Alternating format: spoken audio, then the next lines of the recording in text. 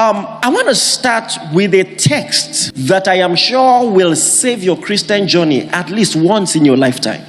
If you receive it and you understand it, it will save your Christian journey. I know this because it saved mine. And the text is none other than James chapter 1 verse 17. I'm going to read very quickly, and I think the media team can catch up with me. It says, every good gift and every perfect gift is from above. Please say this with me. Say, it's from above. And then it says, and it comes down from the Father of lights, with whom there is no variableness or shadow of turning. Oh my God.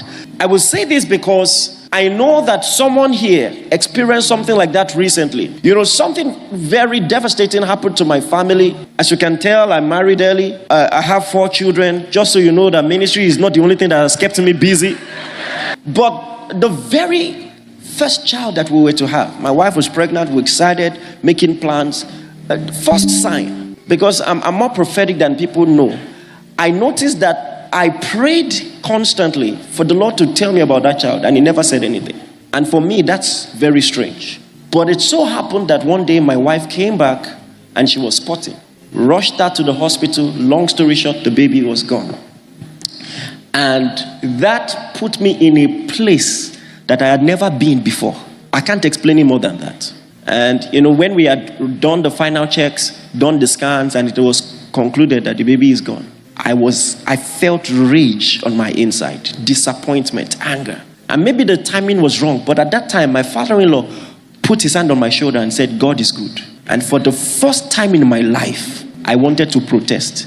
He could see my face changing. And then quickly, oh my God, the disadvantage of being a preacher sometimes, he quickly said, you preach it. You preach it.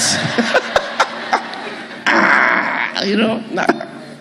Fortunately or unfortunately, that month in our church, we were teaching on joy.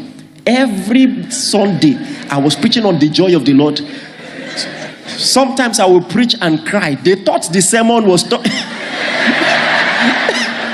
You know, I was preaching to myself. The most difficult teaching series till date. But I want to tell you, as someone who has tested God at least to a degree, that it is true. Listen to me. God is good. You may not always understand it, but God is good. You may not always understand what he's doing, but God is good.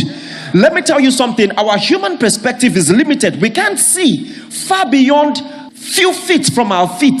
But God is good. And when you stand before him at the end and he shows you myriads of plans that you couldn't see from your perspective on the earth, you will know that God is good.